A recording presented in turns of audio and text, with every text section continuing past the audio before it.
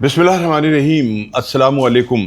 PCB के 76वें podcast के साथ आपका मेज़बान शाहनवाज आपकी खिदमत में हाजिर। जनाब, आज हम इस पॉडकास्ट में उन नौजवान खिलाड़ियों को आपसे मुतारिफ़ कराएंगे, आपसे उनकी गुफ्तगू जो है वो कराएंगे, उनकी बात सुनवाएंगे आपको, जिन्होंने अभी हालिया जो ये वाइट बॉल का जो कैंप लगा था उसमें शिरकत की और जो हमारे पाकिस्तान का मुस्तकबिल हैं। तो इस वक्त जो खिलाड़ी मेरे साथ मौजूद है, क्या बात है जनाब उनकी। 19 साल हैं, विकेट कीपर, पाकिस्तान अंडर 19 की कप्तानी भी की उन्होंने, शानदार बैटिंग का भी मुजाहिरा करते हैं और अभी हालिया दिनों में HBL PSL में कराची किंग्स की जो है वो नुमाइंदगी भी उन्होंने की। तो जनाब मेरे साथ है साद बेग। कैसे हैं जनाब? अस्सलाम वालेकुम। वालेकुम अस्सलाम, अल्लाह का शुक्र। आप बताएं कैसे हैं? ठीक ठाक हैं। ये बताइए कि इतनी सारी कामयाबियां, आप कप्तान भी अंडर 19 के रहे, खासी जिम्मेदारियां आपका खेल के हवाले से इतनी छोटी सी उम्र में आती रही, तो इसको कैसे निभाते रहे हो? जी अल्लाह का शुक्र है। सबसे पहले तो आप किसी भी टूर्नामेंट में आप अपनी एज अ नेशन को एज अ कैप्टन रिप्रेजेंट करते हो तो एक बहुत बड़ी अचीवमेंट होती है। बिल्कुल। तो अल्लाह का शुक्र है वो अचीवमेंट मुझे मिली मेरे करियर में। और जितना टाइम भी मैं पाकिस्तान अंडर 19 का कैप्टन रहा, मैंने कोशिश यही की कि मैं अच्छे से अच्छा सर्व करूं और अपनी टीम को जितवाऊं, और इसमें काफ़ी सक्सेस भी मिली मुझे और काफ़ी सीखने की भी चीज़ें मिली। तो कोशिश मेरी यही है कि आगे अपने फर्दर करियर में भी मैं काफ़ी सीखता रहूं और अपने नेशन को अपने तौर पे अच्छा प्रोवाइड करता रहूं। अच्छा साहब, अभी नेशनल क्रिकेट एकेडमी में जो कैंप था वो अपने इख्तिताम को पहुंचा है वाइट बॉल का। यहाँ पर आपने रहकर जो है कोचेस के साथ क्या सीखा, किस चीज़ के ऊपर ज़्यादा काम किया? हम ज़्यादा काम, बस मैं ये बोलूँगा जो आजकल की रिक्वायरमेंट है, जिस तरह मॉडर्न डे क्रिकेट चल रही है, तो वही उसी बारे में डिस्कशन हुई है और किस तरह क्रिकेट को लेके अब चलना है और क्या चीज़ हमें बेहतर करनी चाहिए, उस चीज़ों के बारे में बात हुई है। और कोशिश यही करूँगा कि जो चीज़ें उन्होंने बताई हैं उस पर जाके प्रैक्टिस करूँ, अमल करूँ और उसको इम्प्रूव करूँ। आने वाले दिनों के अंदर हमने ये देखा कि जो इस वक्त मौजूदा जो हमारे नौजवान खिलाड़ी हैं वो जो बड़े मैचेस हैं उनकी प्रैक्टिस भी जो है वो उनको की दिलाई जा रही है।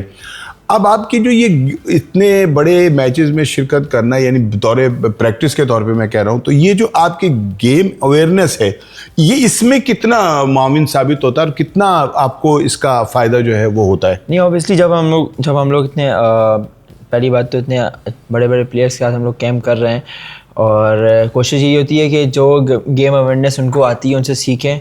और काफ़ी डिस्कशन भी चल रही होती है। जब हमारा प्रैक्टिस में जब भी चल रहा था तो मैं शेडी भाई के साथ बैटिंग कर रहा था, तो हमारा सिंपल यही था कि जितना आगे मतलब फर्दर बैटिंग करते रहें और टारगेट अचीव करें। तो गेम अवेयरनेस उनसे काफ़ी मुझे मिली कि जिस तरह हम लोग सिंगल डबल जहाँ बुरी बॉल मिली थी उसको पनिश कर रहे थे।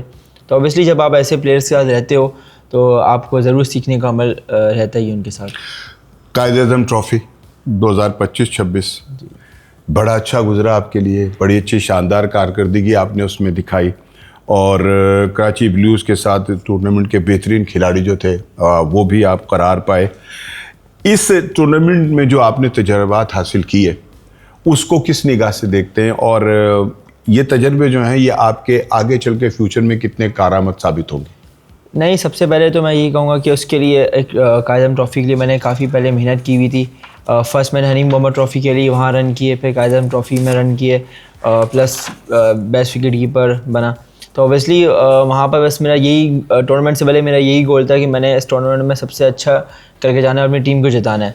तो अचीवमेंट प्लस हमारी टीम जीती तो एक बहुत ज़्यादा खुशी हुई। मतलब एक कि ड्रीम था पहले सिंध की टीम में, अब कराची की टीम में जगह बनाना, क्योंकि इतने बड़े बड़े नाम कराची की टीम में हुआ करते थे। जब मैं टीवी में देखता था असद शफीक, सरफराज अहमद और खुर्रम मंजूर, तो फिर वहाँ पर उस टीम में जगह बनाना और प्लस पे जीतना और अचीवमेंट अपनी हासिल करना, तो एक बहुत बड़ी मेरे करियर में अचीवमेंट। इस टूर्नामेंट में आपने बड़ी लंबी इनिंग्स जो हैं वो भी खेली और बड़ा जिसको कहना चाहिए कि एक मुस्तनद बल्लेबाज के तौर के ऊपर आप उसमें नज़र आए। क्या इसमें हिकमत अमली आपने अपनाई थी? आपकी स्ट्रेटजी जो थी वो क्या थी तमाम उसमें? नॉर्मली जिस तरह मैं अपना गेम को पसंद करता हूँ, मैं अटैकिंग खेलता हूँ, रेड बॉल में भी और वाइट बॉल में भी। तो कोशिश मेरी यही थी, जब मैंने पहली इनिंग खेली तो पहली इनिंग में जल्दी आउट हो गया, तो मैंने अपने कोच से बात किया, कोच ने मुझसे बात की, तो उन्होंने यही बोला जिस तरह खेलते हो उसी तरह खेलते रहो, बस ये है कि थोड़ा टाइम लो। तो ऑब्वियसली जब मैंने पहली 100 का आपको पता है थोड़ा सा प्रेशर होता है फर्स्ट क्लास का, जब वो पहली 100 हुई उसके बाद फिर मैं जितना भी मैं खेला, मेरी कोशिश जितनी यही थी कि यार जिस तरह का मैं गेम खेलता हूँ, जो मुझे लगता है कि यार मेरे रेंज में है और मुझे लगता है कि इसको मैं पनिश कर सकता हूँ, या जैसे कि आप पीसीबी ने इस साल 3 कंडीशन बनाई थी पिचेस की, पहले बैटिंग ट्रैक, फिर फास्ट बॉलिंग, फिर स्पिन ट्रैक। तो कोशिश मेरी यही थी कि जितना मैं उस पर टाइम लूँ और जिस हिसाब से विकेट है, जो उसकी डिमांड है, उसको पूरा करूँ, और उसमें मैं कामयाबी मिली मुझे। अच्छा, एक बात बताओ साद, इस वक्त मौजूदा जो सूरत हाल चल रही है उसमें आपका मुकाबला बड़ा सख्त है। जी जी।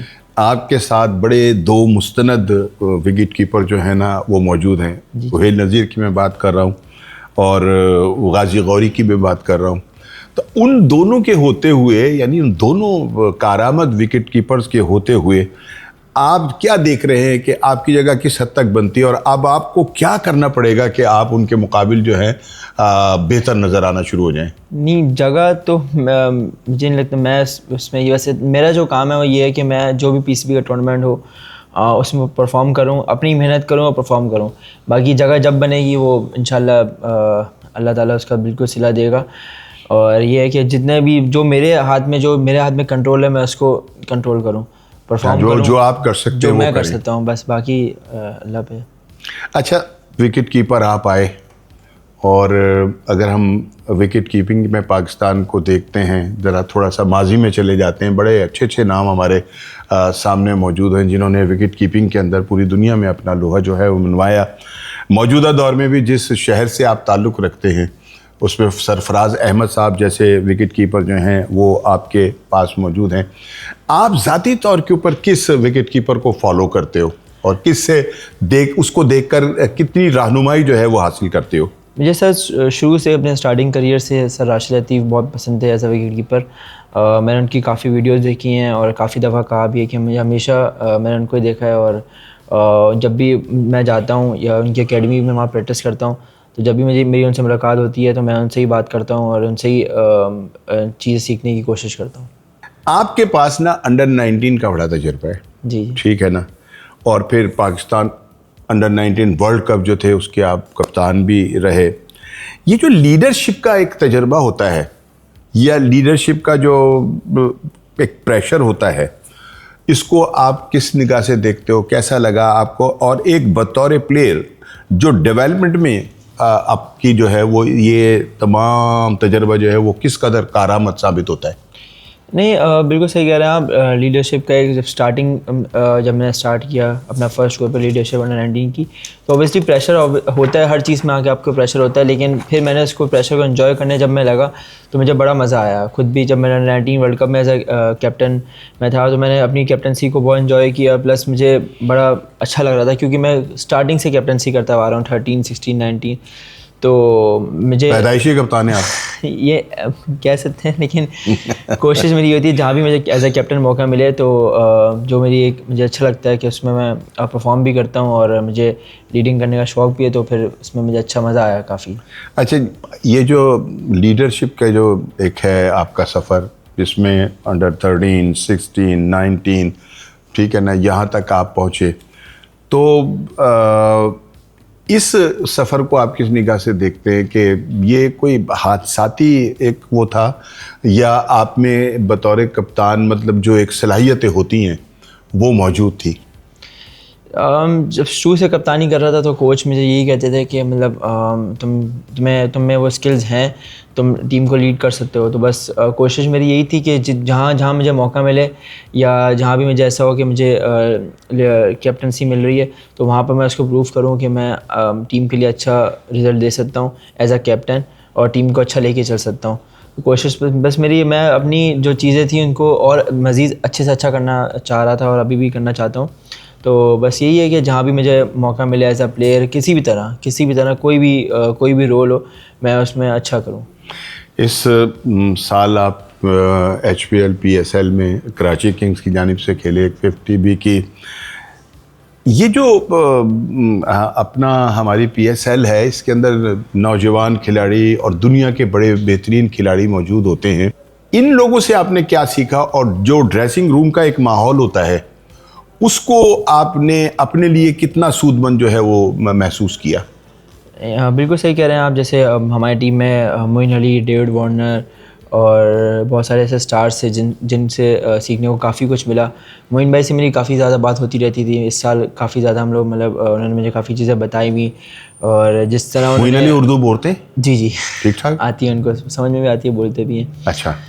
तो जिस तरह वो मुझे बता रहे थे कि उन्होंने क्या, उनकी क्या जर्नी रही है, वो किस तरह उन्होंने अपना हार्ड वर्क किया है कि वो मतलब ऑब्वियसली वहाँ इंग्लैंड में रहते थे और उस टीम में जगह बनाना बहुत बड़ी बात थी। तो उन्होंने मुझे बताया कि उनकी क्या वर्क एथिक्स थे जो कि उनको इतना बड़ा लेजेंड बने दुनिया के। बस मेरी और भी गेम अवेयरनेस के बारे में बात हुई, काफ़ी चीज़ों के बारे में बात हुई। तो कोशिश यही है कि मैं अपनी वो जो सीखी हुई चीज़ें हैं उनको मैं अप्लाई करूँ।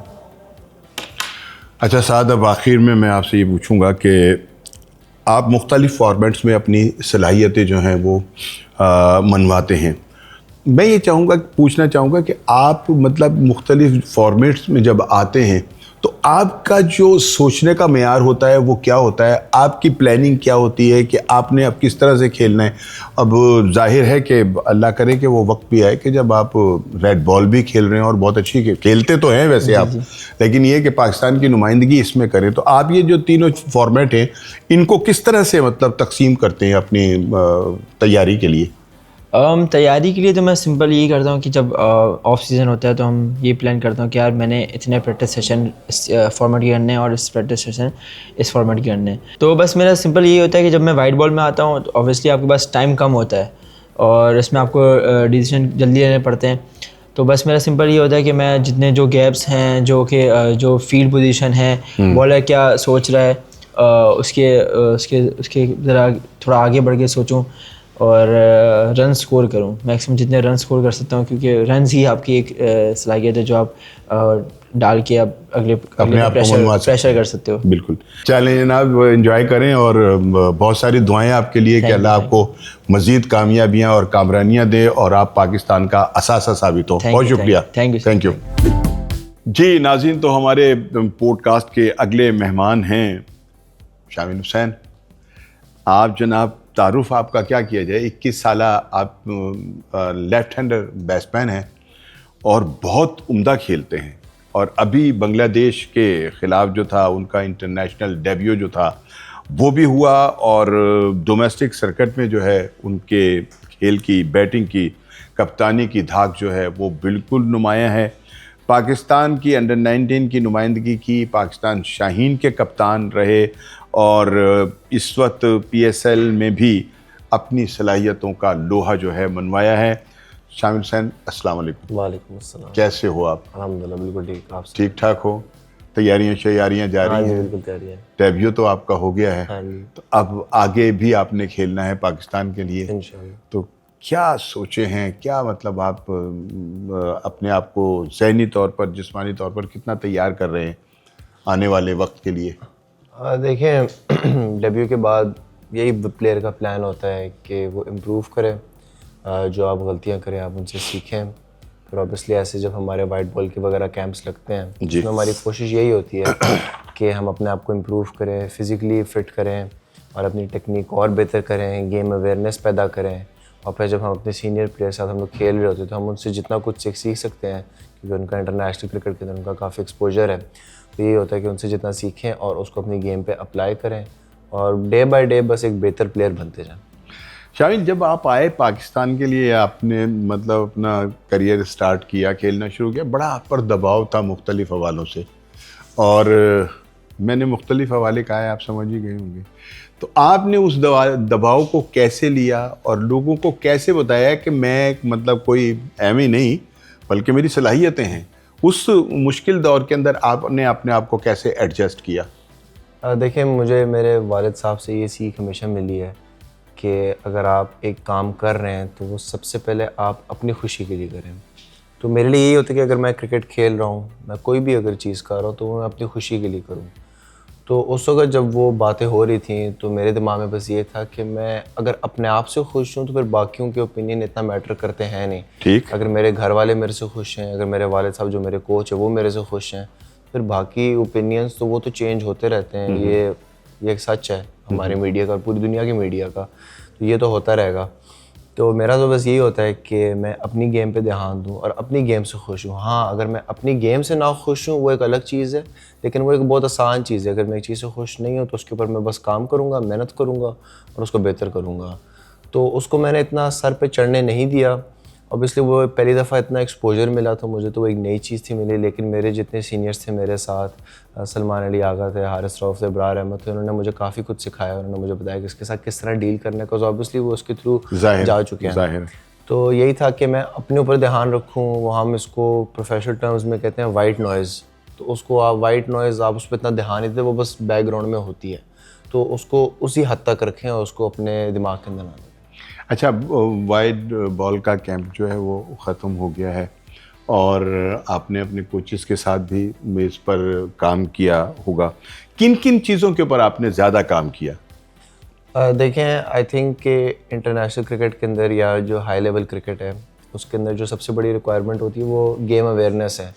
क्योंकि मेरे लिहाज से अगर आप इस लेवल तक आ गए हैं तो इसका मतलब है कि आपके अंदर वो टैलेंट या वो स्किल है। मेन चीज़ उसके अंदर जो आगे आती है, जो दुनिया के सबसे बड़े प्लेयर करते हैं, वो गेम अवेयरनेस होती है। उनको गेम को पढ़ना आता है और अपने आप को उस सिचुएशन के हिसाब से उनको अडेप्ट करना आता है। तो ये कैम्प बेसिकली है ही, इसलिए हमारे जो भी प्रैक्टिस मैचेस है उसके अंदर ये था कि सिचुएशन को पढ़ें, पिच को पढ़ें और जो टीम के लिए बेहतर है वो करें, बजाय कि आप अपने लिए खेलें। तो आई थिंक अगर वो चीज़ हम आहिस्ता आहिस्ता अपने अंदर इनकॉर्पोरेट कर लें तो हम बहुत बेहतर प्लेयर बन जाएंगे। अच्छा, इस मरतबा जो था HPL PSL जो था वो आपका आगाज़ था। आपने आगाज़ में ही बड़ी शानदार कारकर्दगी दिखाई। 2 फिफ्टियाँ थी, बल्कि उसमें 3 फिफ्टियाँ भी थी। 145 का शायद आपका स्ट्राइक रेट था। तो मजमूई तौर के ऊपर आप इस PSL के तजर्बे को जो है वो किस निगाह से देखते हैं? देखिए, PSL आई थिंक जब से हम अंडर 19 खेल रहे होते तो हमारा यही मेन स्टेज होता है कि हम PSL खेलें, कि कितना ज़्यादा एक्सपोजर होता है। ऑब्वियसली इस साल उस तरह क्राउड्स नहीं थे, लेकिन स्टिल वो जो आप एक इंटरनेशनल प्लेयर्स के आप इन्वायरमेंट में, तो मुख्तलिफ़ कंट्री से लोग आए होते हैं, आप उनसे सीखते हैं। तो उसके अंदर यही था कि अपने आप को एक्सप्रेस करें, जो आपके अंदर एक सलाहियत है वो आप लोगों को दिखाएं कि जी मैं भी T20 क्रिकेट अच्छी तरीके से खेल सकता हूँ। तो मेरे लिए तो बहुत फ़न था, मुझे बड़ा मज़ा आया। वो जो पूरा इन्वायरमेंट है वो बहुत हल्ले गुल्ले वाला, लेकिन साथ साथ प्रोफेशनल भी, तो वो दोनों ही चीज़ें उसके अंदर जब होती है तो मैंने तो उस क्रिकेट को बड़ा एंजॉय किया। अच्छा, आप बतौर ओपनर खेले हैं, तो ओपनर के ऊपर भी एक बड़ा ज़हनी दबाव होता है, क्योंकि वो जो दायरे की क्रिकेट जिसको हम कहते हैं ना, उसमें अगर आपकी कारकर्दगी अच्छी है, आप ज़्यादा बेहतर अंदाज में अपने स्ट्रोक का मुजाहिरा कर रहे हैं और पावर प्ले जो है उसको, उसका भरपूर फ़ायदा जो है वो उठा रहे हैं, तो ही कहीं जाकर गेम बात बनती है। तो इस तमाम सूरत हाल में आप अपने गेम को किस तरह से तब्दील करते थे और जो आपकी जो अप्रोच होती है उसकी एडजस्टमेंट जो है वो किस तरह होती थी? देखिए, मैं पूरी ज़िंदगी में एज एन ओपनर खेलता हूँ अंडर 13 की क्रिकेट से। तो मेरे लिहाज से जब आप शुरू से आप एक ही पोजीशन पे आप खेलते आ रहे होते हैं तो आपको आइडिया हो जाता है कि किस सिचुएशन में मैंने किस तरीके से खेलना है। तो मेरे लिए ज़्यादा ज़रूरी ये है, और जो एक मॉडर्न क्रिकेट की रिक्वायरमेंट भी है, कि पावर प्ले का आप जितना अच्छा फ़ायदा उठाएंगे, क्योंकि उसके बाद थोड़ी फील्ड खुल जाती है, फिर बाउंड्रीज़ मारना थोड़ा मुश्किल हो जाता है। और वही जैसे आपने बात की कि अगर टीम को स्टार्ट अच्छा मिल जाए तो काफ़ी हद तक मैच भी आपके हाथ में आ सकता है। तो मेरे लिए ये होता है कि इसके अंदर टीम को जितना अच्छा स्टार्ट मिले, जब हमारा अगर 1 डाउन वाला बैट्समैन है या 2 डाउन वाला बैट्समैन है, उसके लिए आसानी हो, ना बजाय कि 2 आउट हुए हुए हो, 7 रन्स भी ना हो बोर्ड पे, तो उसको फिर 0 से उसको स्टार्ट करना पड़ता है, उसको मैच फिर बनाना पड़ता है। तो मेरा ये होता है कि मैं जो अगला प्लेयर है उसको मैं मैच प्लेट में दे दूं कि ये नहीं जी, मैंने स्टेज सेट कर दिया है, मैंने टीम को स्टार्ट दे दिया, अब आगे आप मैच को आगे लेके जाएं। तो मेरे लिए ज़्यादा ज़रूरी होता है। आई थिंक अगर आप अपने पार्टनर से अगर आप अच्छी तरीके से बात करें, क्योंकि क्रिकेट के अंदर यूजली यही होता है, अगर एक दिन मेरे से हिट्स नहीं लग रहे तो शायद मेरे पार्टनर से लग रहे हो, फिर मेरा काम ये है कि मैं उसकी सपोर्ट करूं बजाय कि मैं अपने स्ट्रोक्स खेलूं। तो वो आपको ग्राउंड के अंदर ये असेस करना पड़ता है कि आज मेरे हिट अच्छे लग रहे हैं या आज उसके हिट अच्छे लग रहे हैं, आज दोनों के अच्छे लग रहे हैं, क्योंकि यूजुअली इस तरह ही होता है। अगर दोनों के लग रहे हैं तो आप भरपूर फ़ायदा उठाएं, अगर उसका है तो फिर आप सेल्फिश ना हो, आप उसको बारी दें, आप उसको स्ट्राइक पे लेके आएँ ताकि वो ज़्यादा अच्छा खेले, वो ज़्यादा बाउंड्री स्कोर करे। और अगर आप हैं तो आप चार्ज लें। तो वो ये कम्युनिकेशन की बात होती है कि पावर प्ले के अंदर अगर आपके प्रेशर आ भी रहा है, आप अपने पार्टनर से कम्युनिकेट करें और आप पावर प्ले को अच्छी तरीके से करें। अब जो हमें सिक्योरिटी मिली है कोचेस से, ऑफिशियल से, वो ये है कि अगर आप टीम के लिए खेलेंगे तो आपकी टीम में जगह रहेगी। ठीक है। तो वो एक बहुत अच्छी चीज़ होती है कि आपको ये नहीं होता कि अगर मैं अपने लिए ना खेलूं तो अगर मैं आउट हो गया तो शायद मैं बाहर, इस तरह के 100 ख्यालात आते हैं। लेकिन जब आपको कोच खुलेआम कह रहा है कि अगर आप टीम के लिए खेलेंगे तो आप टीम का हिस्सा रहेंगे, तो फिर आपको सिक्योरिटी भी मिल जाती है। अच्छा शामिल, अब HPL PSL ख़त्म हुआ है और उसकी टीमें जो हैं वो भी बनी हैं। जो इमर्जिंग टीम बनी है ऑफ द टूर्नामेंट, इसमें आप शामिल हैं। ये कैसा अच्छा लग रहा है आपको? कितना हौसला अफजा लग रहा है ये इसकी शमूलियत? मुझे काफ़ी अच्छा लगता है जब आप परफॉर्म करें और आप रिकग्नाइज हों। तो इसमें बेसिकली यही होता है कि आपको जो ऑफिशियल्स हैं या जिसने भी ये टीम बनाई है वो आपको रिकग्नाइज़ करें कि हाँ जी, ये प्लेयर हमारी नज़रों के अंदर है, इसने इतना अच्छा परफॉर्म किया है कि हम इसको टीम के अंदर डालें। तो इसलिए काफ़ी ज़्यादा हौसला अफजाई होती है, काफ़ी ज़्यादा आपको कॉन्फिडेंस मिलता है। इस साल आपने इंटरनेशनल डेब्यू जो है वो भी किया है और यकीनी तौर के ऊपर ये एक बड़ी बात है। पाकिस्तान की कैप जो है वो आपको मिली, क्या एहसासात थे और यहाँ तक पहुँचने के लिए आपको किन किन मराहिल से जो था वो गुजरना पड़ा? देखिए, मैंने क्रिकेट स्टार्ट की थी जब मैं 6 से 7 साल का था। तो मेरे वालिद साहब ने मुझे शुरू कराई थी। तो मेरा हमेशा ये रहा है कि मैं पूरे प्रोसेस से गुज़र के आया हूँ। जब अंडर 13 पहले साल हुई थी PCB की, मैं वो भी खेला था। फिर मैं अंडर 13 के मैं 2 साल खेला, अंडर 16 के 3 साल खेला, फिर अंडर 19 खेला। तो वो पूरे प्रोसेस से गुज़रना और अपने गेम को पूरे सालों के अंदर उसको बैक करना, वो बड़ा ज़रूरी होता है। उसके अंदर हाँ, 2-3 दफ़ा ये हुआ कि मेरा नाम नहीं आया, जब मुझे शायद लगता था कि शायद आ जाना चाहिए था, लेकिन नहीं आया। फिर मुझे याद है अंडर 19 के अंदर बांग्लादेश की सीरीज़ हुई थी, तो वो पहली दफ़ा मेरा पाकिस्तान 19 के लिए नाम आया था और मैं बड़ा खुश था कि जी फाइनली मुझे कैप मिल गया। तो मेरा अंगूठा टूट गया, तो वो सारी कैप शायद मुझे याद है मेरे बेड के ऊपर पड़ी हुई थी और उन्होंने दी हुई थी, लेकिन फिर मुझे वापस करनी पड़ी। तो मुझे याद है पूरा रास्ता जब मैं वापस लाहौर से इस्लामाबाद गया, पूरा रास्ता मैं रोता रहा था। मैंने कहा था इतना करीब आ गया लेकिन फिर मिली नहीं, लेकिन फिर वो अल्लाह की देन है कि अंडर 19 क्या शाइन भी मिल गया, फिर पाकिस्तान में टीम भी मिल गई। तो इस तरह छोटी छोटी चीज़ें होती हैं। या मुझे याद है जब मैं अंडर 16 में होता था तो हमारे जो पाकिस्तान अंडर 16 के प्लेयर्स होते थे उनके पास वो पाकिस्तान के हेलमेट होते थे। तो मैं अपने कमरों के अंदर उनके वो किट बैग पड़े थे, तो मैं ना हेलमेट छुप के निकाल के मैं पहन के देखता था कि मुझे कैसा लगेगा जब मैं पाकिस्तान का हेलमेट पहनूंगा। वाह। तो वो 5-6 साल दूसरों को खेलते हुए देखना कि यार देखें वो अंडर 19 का वर्ल्ड कप खेल रहे हैं, या वो एक होता था कि यार ये पाकिस्तान अंडर 19 का प्लेयर आया हमारे सामने, कितनी बड़ी बात है। तो उनको देखना, उनकी चीज़ें पहन के खुश होना, उसके बाद फिर अपनी चीज़ें मिलना, तो वो एक अनबिलीवेबल फीलिंग है। अच्छा शामिल, एक चीज़ और भी है कि आपका जो करियर है वो बड़ा मुख्तसर है, अभी आगाज़ है। जी बिल्कुल। लेकिन ये है बड़ा उम्मीद अफजा। आपसे बहुत सारी उम्मीदें जो हैं वो लगाई जा रही हैं। आपको, आपके हवाले से ये भी कहा जाता है कि आप पाकिस्तान का फ्यूचर हैं, सारा कुछ हैं। इस सब को आप कैसे देख रहे हैं कि ये जो आपसे बहुत सारी तवक्कुआत वाबस्ता कर दी गई हैं और एक छोटे से अरसे के अंदर एक बहुत बड़ी कामयाबी आपको जो है वो मिल गई है, इसको आप किस निगाह से देख रहे हैं? देखें, ये अगर आप कहेंगे कि एक प्रेशर है, तो उसके साथ आप ये भी देखें ये प्रेशर किस वजह से है। मतलब कि अगर मैं कहूँ कि लोगों की तवक्कुआत हैं तो वो क्यों हैं, क्योंकि मैंने उनको इतनी सलाहियत दिखाई है। तो उससे मुझे बजाय कि मैं उसको प्रेशर के तौर पे लूँ, मैं उसको कॉन्फिडेंस के तौर पे लेता हूँ कि नहीं, मेरे अंदर इतनी सलाहियत है कि लोग मुझे इंपॉर्टेंस दे रहे हैं। अगर मेरे अंदर ना हो तो लोग ना कहते। तो अगर मैं इसको इस सेंस में लूँ कि नहीं पता नहीं आगे क्या होगा, क्या पता मैं उनको लेट डाउन ना कर दूँ, उसके बजाय मैं सोचता हूँ कि यार ये कितनी अच्छी चीज़ है, लोगों ने अपनी तवक्कुआत, ये जो भी जिन्होंने तवक्कुआत रखी हुई वो मेरे से रखी हुई हैं, उसका मतलब है कि मेरे अंदर ज़रूर कुछ है। तो उससे आपको कॉन्फिडेंस मिलता है और आप यही कहते हो कि बस अब इसके ऊपर मैंने और मेहनत करनी है ताकि और ये लोगों की जो तवक्कुआत हैं वो और पर उम्मीद हो। अच्छा शामिल, अभी जो इंग्लैंड लाइंस है इसके ख़िलाफ़ जो पाकिस्तान शाहीन जो थी वो जब आई मैदान में तो आप उसके कप्तान थे और आप उसको लीड कर रहे थे। एक तो ये तजर्बा बताएं कि जो लीडरशिप का तजर्बा है वो जो था वो कैसा रहा, और इस रोल ने, जो कप्तानी का रोल है, इस रोल ने आपके जो करियर है इसमें कितनी मतलब ये कि मैं इसको कहूँगा कि इसको मज़ीद कितना आसान बनाया और इसमें कितनी आपकी मदद की है? देखिए, जो पहली जो आपकी बात है वो ऑब्वियसली एक बहुत बड़ी बात होती है कि आप अपनी कंट्री को आप किसी भी लेवल पे आप लीड करें, तो वो एक बहुत प्राउड मोमेंट होता है। दूसरा जो आपने बोला उसके अंदर मेरे लिहाज से जो मैंने सीखा वो ये है कि अगर आप एक कैप्टन है या वाइस कैप्टन है या आप एक सीनियर प्लेयर हैं, उससे होता ये है कि आपको रिस्पॉन्सिबिलिटी लेना सीखना आ जाती है।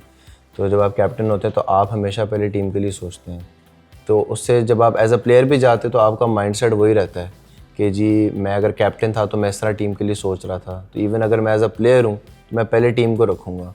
बस क्योंकि अगर मैं कैप्टन से प्लेयर पे आ गया उसका मतलब ये नहीं कि मैं अपना माइंडसेट चेंज कर लूँ कि अब मैं प्लेयर हूँ तो अब मैं अपने लिए खेलूँ, अगर मैं कैप्टन हूँ फिर मैं टीम के लिए खेलूँ। अगर आप एक दफ़ा वो कर लेते हैं तो आपको आइडिया हो जाता है कि टीम की क्या रिक्वायरमेंट है। और आप जैसा मैंने आपको मेन चीज़ बोली कि वो गेम अवेयरनेस है, आपको गेम अवेयरनेस, क्योंकि कैप्टन के अंदर आप हर बॉल पे आप फील्ड को पढ़ रहे होते हैं, आप पिच को पढ़ रहे होते हैं, आप अपोजिशन को पढ़ रहे होते हैं। तो जब आप एज अ प्लेयर भी जाते हैं तो आपका दिमाग उसी तरह ही चल रहा होता है। जैसे आई थिंक आपके अंदर गेम अवेयरनेस थोड़ी और आती है, आपके अंदर मेच्योरिटी थोड़ी और आई थिंक मेन चीज़ आपके अंदर कॉन्फिडेंस और आता है। आई थिंक ये गेम सारी कॉन्फिडेंस की है। अगर आपको अपनी एबिलिटी पर आपको यकीन है, अगर आप उसको ट्रस्ट है, आपको पता है कि नहीं एज अ कैप्टन भी मैं खेल चुका हूँ तो एज अ प्लेयर भी मैं कर लूँगा, तो वो चीज़ आपको बहुत आगे लेके जाती है। अच्छा, ये कुछ थोड़ा सा मुख्तलिफ नहीं होता कप्तानी और एक आम सा प्लेयर अपनी टीम का में मौजूद होना, कुछ डिफरेंट नहीं होता? ये डिफरेंस ऑब्वियसली इस लिहाज से होता है कि कैप्टन की जो मेंटल बैंडविड्थ है वो हर वक्त यूज़ हो रही होती है, क्योंकि मैं इस ओवर से 3 ओवर के बाद का भी सोच रहा हूँ कि किसके ओवर कितने रह गए, किस फील्ड को किस जगह पे कप्तान होना है। सोचता ज़्यादा है। वो हर वक्त सोच ही रहा होता है, लेकिन उससे ये होता है कि आपको प्रेशर से डील करना आहिस्ता आहिस्ता आ जाता है। अब देखें, अब इस चीज़ से अगर मैं एज अ प्लेयर पे जाऊँ तो वो सारी चीज़ें मैंने नहीं सोचनी, लेकिन उससे क्या होगा कि मैं और गेम अवेयर हो जाऊँगा, मैं और अपने सीनियर की हेल्प कर सकूँगा, क्योंकि मैं वो चीज़ कर चुका हूँ। तो मुझे होगा कि मेरा दिमाग उसी तरह ही चल रहा होगा, शायद उतना प्रेशर ना हो, लेकिन जब आप एक तरफ आप वो चीज़ एक्सपीरियंस कर चुके होते हैं तो उसके बाद कप्तानों का दिमाग चलता है? वो चल ही रहा होता है, ख़त्म ही नहीं होता। अच्छा, वो तो ख़त्म ही नहीं होता। ख़त्म ही नहीं होता। फिर तो ठीक हो गया। अच्छा, आपने फर्स्ट क्लास क्रिकेट में भी बड़ी धूम मचाई, आपने बेइंतहा स्कोर किया और बिलखुसूस कायदे-ए-आज़म ट्रॉफी की हम बात करें तो उसमें भी आपने कमाल बैटिंग का मुज़ाहिरा किया।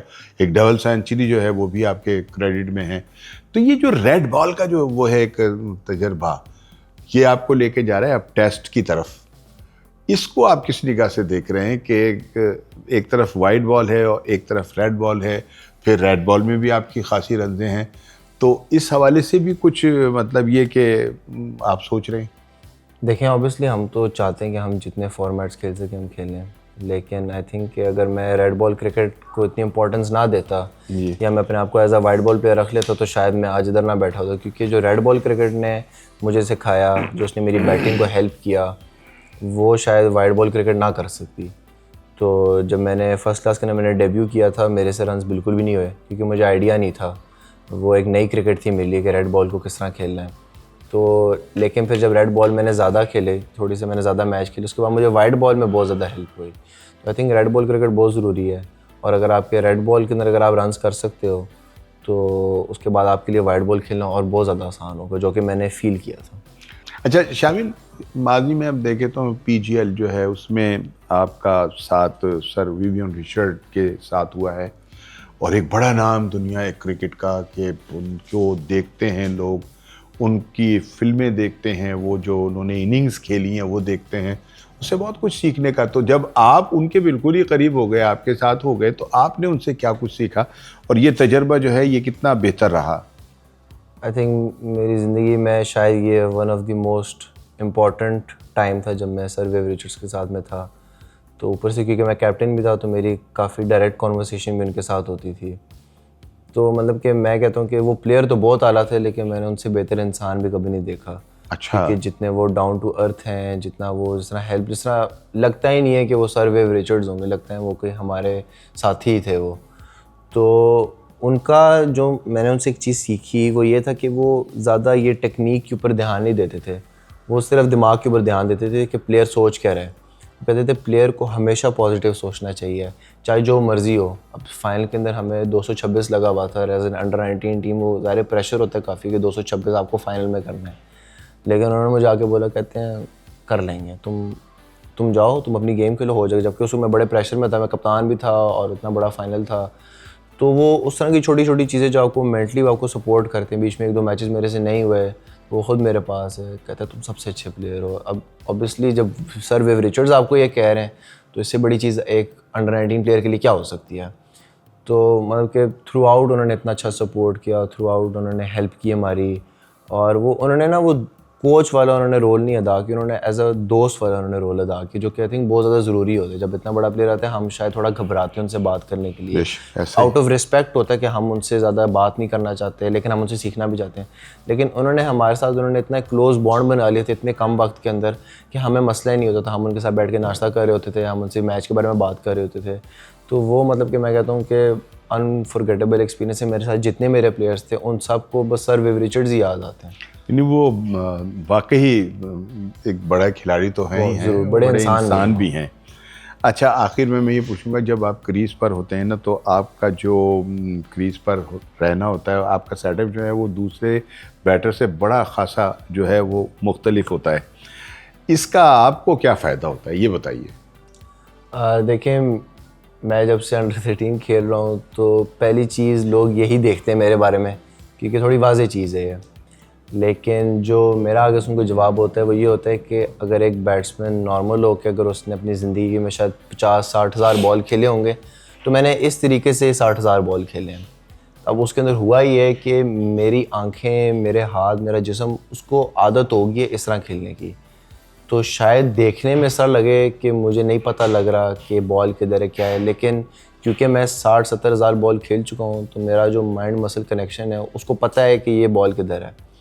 उसके अंदर फ़ायदा क्या होता है कि एक तो मेरी जो पावर जनरेशन है वो शायद दूसरे प्लेयरों से अच्छी है, उसके अंदर बायोमैकेनिक्स आ जाती है, मेरी लेग साइड स्ट्रॉन्ग हो जाती है। हाँ देखिए, हर टेक्निक के प्रोज एंड कॉन्स होते हैं। अगर आप एक तरीके से खेलते हो उसके आपको फ़ायदे बहुत होंगे, लेकिन कोई ना कोई होगा, कोई ना कोई नुकसान ज़रूर होगा। अब मेरा जो तरीका है उसके अंदर मुझे फ़ायदे भी हैं, उसके अंदर मुझे नुकसान भी हैं। तो अब मेरे जितने कोचेस से मेरी बात होती है वो यही होती है कि इसको इसी तरह ही रखना है, लेकिन इसको थोड़ा सा बेहतर करना है, चेंज नहीं करना, बेहतर करना है। ऑब्वियसली देखने में शायद लगे कि इसको चेंज की बड़ी ज़रूरत है, लेकिन अगर मुझे अंदर से पता है कि मैं बॉलर को आराम से खेल रहा हूँ तो फिर क्या ज़रूरत है चेंज करने की। वो तो अगर देखने में लोगों को लगे तो उसका तो कुछ नहीं कर सकते। लेकिन मेरा ये होता है कि अगर मुझे फ़ील हो रहा है, अंदर से इंसान को पता होता है ना कि वो क्या सोच रहे हैं। जिस दिन मुझे लगेगा कि नहीं इस टेक्निक से मैं नहीं सर्वाइव कर सकता, मैं उसको उसी दिन चेंज कर दूँगा। लेकिन जब तक एक चीज़ मैंने अपनी पूरी ज़िंदगी खेला ही इस तरह, तो एटलीस्ट मैं उसको ट्राई तो करूँ। मतलब कि मैंने पूरी ज़िंदगी लगाई है तो चलो एटलीस्ट उसको जाकर ट्राई तो करूँ कि देखते हैं कि होता क्या है। तो मुझे मेरे वालिद साहब उन्होंने कभी नहीं कहा कि चेंज करो, उन्होंने कहा जो है तुमने पूरी ज़िंदगी इस तरह ही खेली है तो इसको लेके चलो, जब तुम्हें लगेगा कि ज़रूरत है तो तुम चेंज करो। अब हमारा ये जो पॉडकास्ट है इसके अगले मेहमान हैं, आप बहुत उनसे मोहब्बत करते हैं, और अभी जो PSL गुज़रा है इसमें तो उन्होंने पूरे पाकिस्तान को अपना जो है शहदाई बना लिया। एक ओवर जो था वो ऐसा किया कि सब कुछ तमाम पूरा PSL समेट कर जो था वो उन्होंने अपनी झोली में डाल लिया। जनाब हमारे साथ मौजूद हैं हमारे 22 साला बॉलर हुनैन शाह साहब, और तारुफ तो इनका बहुत बड़ा है, लेकिन हम एक छोटा सा तारुफ आपसे और भी करा देंगे। ये नसीम शाह के छोटे भाई हैं, वो भी हमारी क्रिकेट का असासा हैं, और इनको हम खुशामदीद कहेंगे। कैसे हैं हुनैन जी? अस्सलाम वालेकुम। अल्हम्दुलिल्लाह, जज़ाकल्लाह।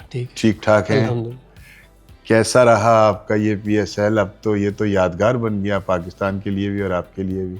जी अल्हम्दुलिल्लाह, काफ़ी ज़बरदस्त रहा और जितना सोचा था उससे कहीं ज़्यादा अच्छा गुजरा। और अल्लाह का शुक्र है कि अल्लाह ने बहुत ज़्यादा कामयाबी दी है।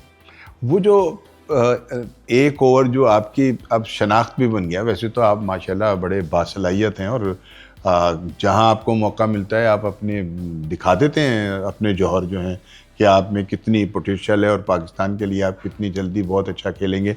लेकिन वो एक ओवर जो था वो आपने खुद लिया था या कप्तान ने आपको दिया, या पीछे से कोच ने कहा कि ये जो ओवर है ये हुनैन से ही करवाएं, वो ज़्यादा बेहतर करेगा?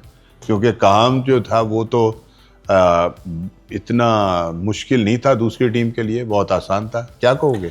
नहीं, जहाँ तक ओवर की बात है तो उस टाइम मेरा ही ओवर रहता था, क्योंकि जो फास्ट बॉलर थे उनके ओवर ख़त्म हो गए थे। अच्छा अच्छा। आपने देखा होगा कि मेरे से पहले ओवर जो है वो मोहम्मद अली डेजी ने किया था, तो लास्ट ओवर मेरा ही बनता था। लेकिन बीच में ये था कि स्पिनर और फास्ट बॉलर, उस टाइम लोग सोचते हैं कि रन्स कम है तो शायद स्पिनर पे चांस ले सकते हैं, लेकिन कप्तान ने भी मुझे कहा कि आप कर लो, और मैंने भी उनको कहा कि मैं करूँगा, क्योंकि कोशिश करेंगे, और यकीन रखा। और यही था कि 6 रन में आप ज़्यादा नहीं सोच सकते। आपके यॉर्कर भी तो सुना है बड़े मकबूल हैं कि आप यॉर्कर बहुत अच्छा करते हैं, और इस ओवर में शायद यॉर्कर ही ऐसा एक हथियार था कि जो मैच बचा सकता था।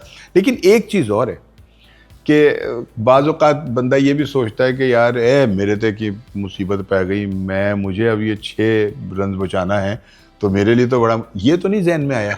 नहीं सर, जब 6 रन थे तो मैं खुश भी था कि शायद यही मौका है कि अल्लाह ने इज़्ज़त देनी है। और आपको पता है कि प्रेशर ज़रूर होता है, लेकिन जब आप उस टाइम पे ये सोचो कि यार मैंने इतनी मेहनत की है और इसी चीज़ के लिए की है, इसी दिन के लिए की है, और आपको पता है कि 6 रन ऐसे होते हैं कि अगर आप दे भी दे तो आप पे कोई इतनी बात नहीं आती। हाँ, लेकिन अगर आप बड़े दिल से और आप ये सोच के करो कि मैंने बहुत तैयारी की, और जैसे आपने यॉर्कर्स की बात की, तो अल्हम्दुलिल्लाह जब PSL 9 में खेला था तब भी मैंने यॉर्कर काफ़ी कराए थे, और मैं उस पर मेहनत करता, और यही एक स्टॉक बॉल है मेरा, जो मैंने उस ओवर में भी यही प्लान किया था कप्तान के साथ, क्योंकि एक फील्डर ने अंदर भी आना था। तो हमने 6 यॉर्कर प्लान किए, और अल्हम्दुलिल्लाह अल्लाह ने इज़्ज़त दी है उसमें।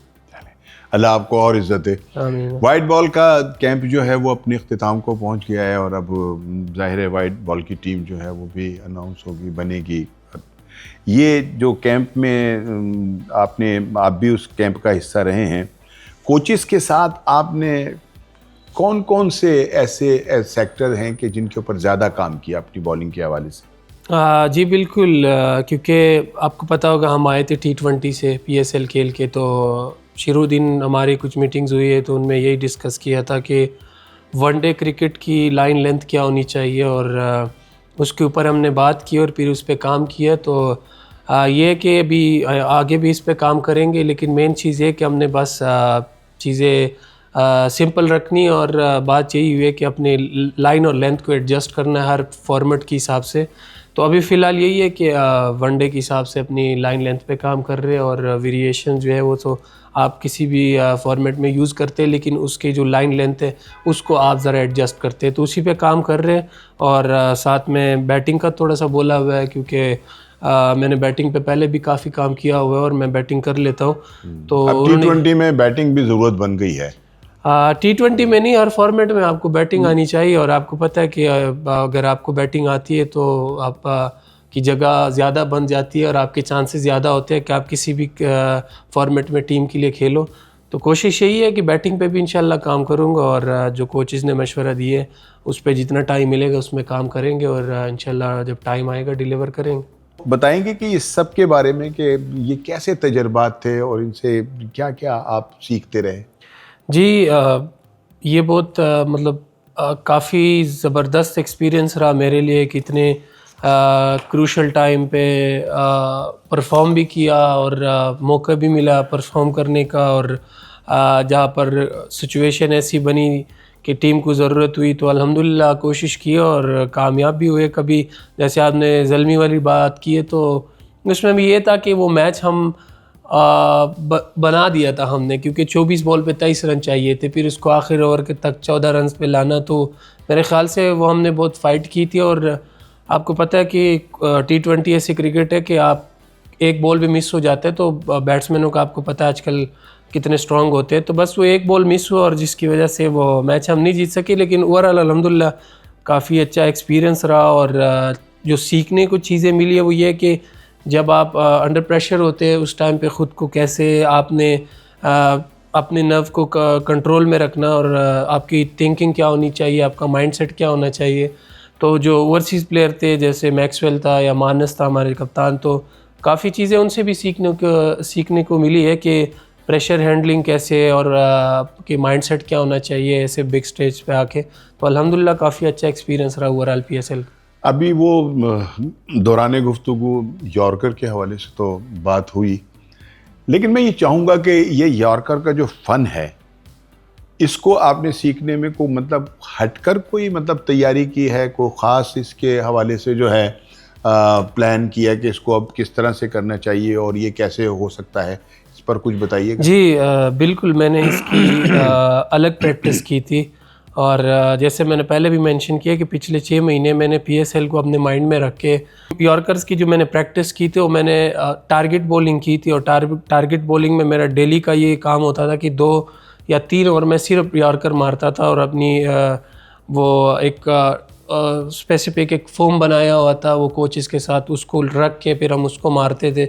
तो जब आप किसी चीज़ पे ज़्यादा प्रैक्टिस करते हैं, जैसे रिपीटिशन होते हैं, तो आपकी बॉडी उस तरह जो है वो रिएक्ट करती है फिर मैचेस में भी। तो उस पे अलग काम किया था और कुछ चीज़ें आपके नेचुरल भी होते, तो यॉर्कर शुरू से मेरा अच्छा होता है, लेकिन यह है कि उस पे काम किया तो अल्हम्दुलिल्लाह उसकी एग्जीक्यूशन जो परसेंटेज है वो ज़्यादा होगी। आपके कप्तान ने जो कप्तानी की, डबोशेन की कप्तानी के बारे में मैं कहूँगा, उनके साथ आप खेले, उनकी कप्तानी में आपने क्या सीखा और इस तजर्बे को जो है वो आप किस निगाह से देखते हैं? जी आपको पता है कि ऑस्ट्रेलियन क्रिकेटर्स का माइंडसेट कितना स्ट्रांग होता है और वो कितना बिलीव रखते हैं क्रिकेट पे कि आप क्रिकेट में जब तक आखिरी बॉल नहीं होता तब तक वो फाइट करते हैं और बिलीव रखते हैं गेम के हर सिचुएशन में।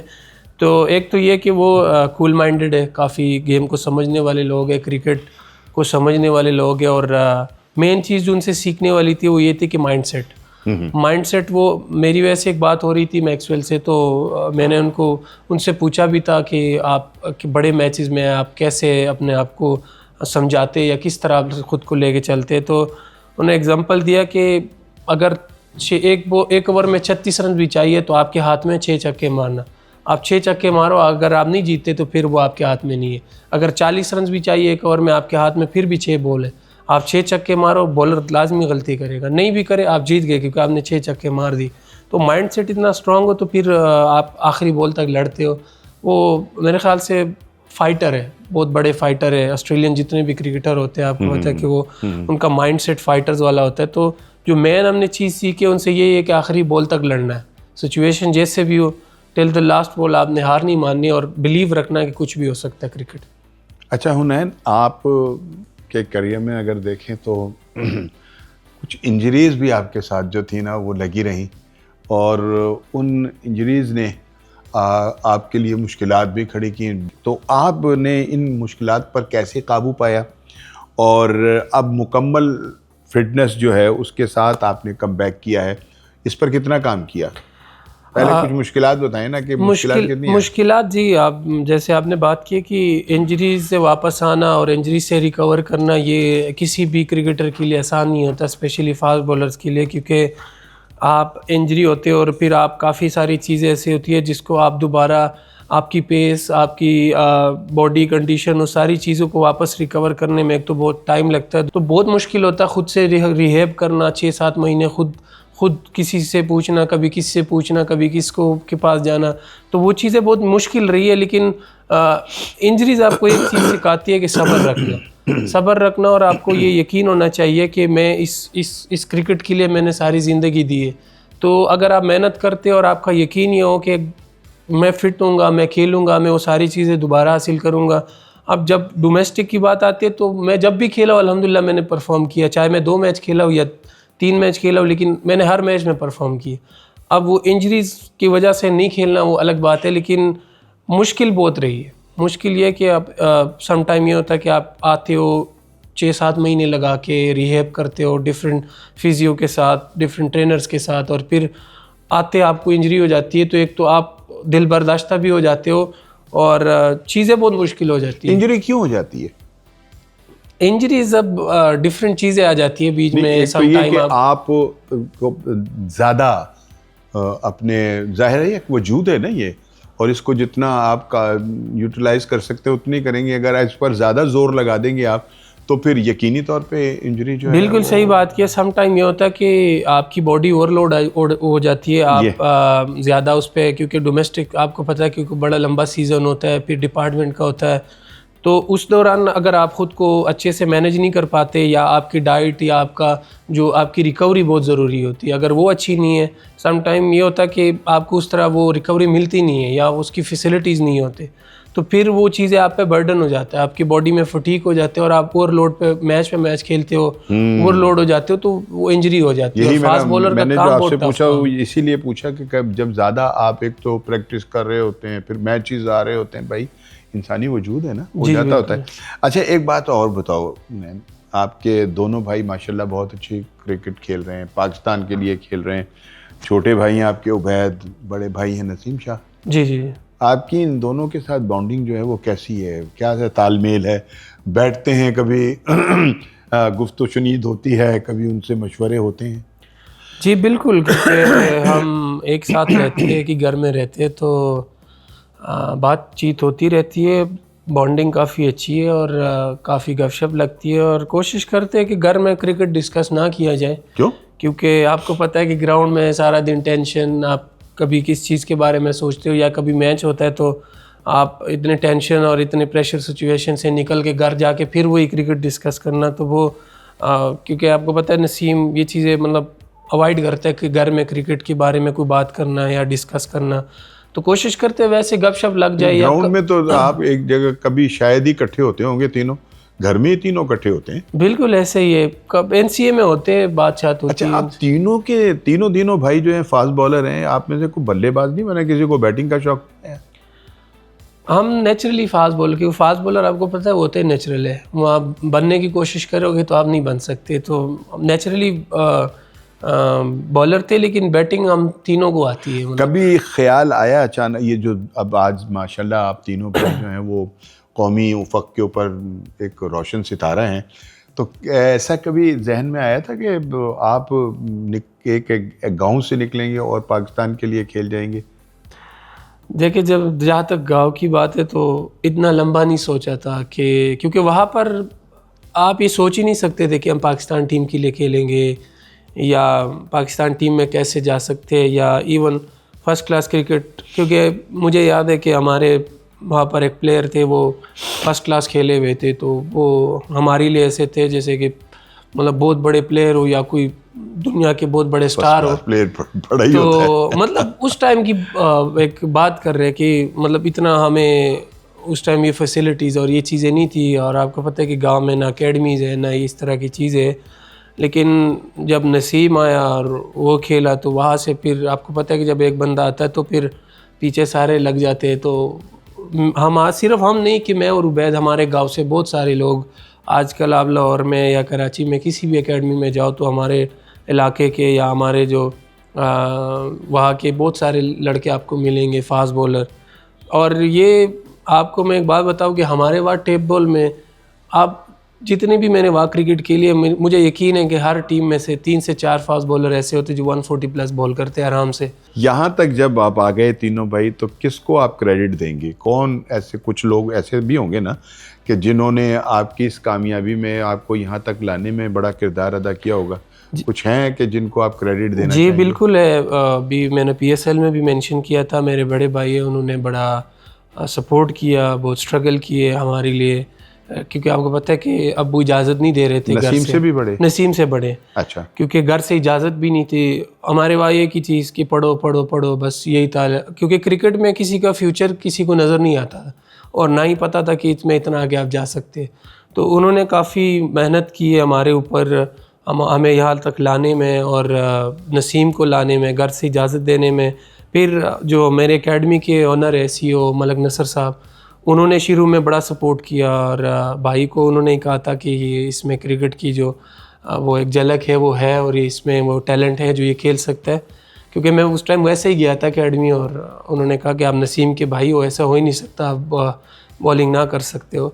तो उन्होंने, जब मैंने बॉलिंग कराई फर्स्ट टाइम, तो उन्होंने कहा कि आपको क्रिकेट शुरू करनी चाहिए। जरूरी तो नहीं कि नसीम के भाई हो तो बॉलिंग ही करोगे, नहीं, मतलब वैसे वो एक बात थी कि वही है ना, फास्ट बॉलर का भाई फास्ट बॉलर ही होता है। तो उन्होंने उस टाइम जब मुझे अच्छा, देखा, एक बात ये भी तो होगी ना कि जब नसीम को अल्लाह ताला ने कामयाबी दी, पाकिस्तान की टीम का वो हिस्सा बन गए, तो फिर तो आप में ज़्यादा एक तहरीक पैदा हो गई होगी एक मतलब मोटिवेशन आपने उधर से लिया होगा, तो ये भी आपको बॉलर बनाने में इसका भी कोई वो है? बिल्कुल है, 100% है, क्योंकि आपको पता है कि जब आपके सामने से एक बंदा आपके साथ वाला जाए और फिर वो पाकिस्तान का नहीं बल्कि पूरी दुनिया में वो उसका एक नाम हो, लोग जानते हो, पाकिस्तान के लिए मैचेस जीते और एक प्राउड मोमेंट हो आपके लिए, तो आपका जज्बा और आपकी जो इमोशंस है वो आपकी मोटिवेशन वो नेक्स्ट लेवल पे चली जाती है। और फिर आप भी यही सोचते हैं कि अगर मैं खेल रहा हूँ तो मेरी भी एक दिन यही ख्वाहिश है कि मैं भी पाकिस्तान के लिए खेलूँ, मैचेस जितवाऊँ, लोग मेरा भी नाम लें और प्राउड फील कराऊँ अपने फैमिली को, अपने मुल्क को। तो मोटिवेशन मिलती है बहुत ज़्यादा जब वो कुछ भी करता है पाकिस्तान के लिए अच्छा। बहुत सारी दुआएं हैं हुनैन आपके लिए, आपको अल्लाह ताला मज़ीद कामयाबियाँ दे, आप पाकिस्तान के लिए इसी तरह से जो है कारनामे अंजाम दें और बहुत जल्द आप पाकिस्तान क्रिकेट टीम की ज़रूरत बन जाएं। हमारी दुआएं आपके साथ हैं। बहुत शुक्रिया अदा करें।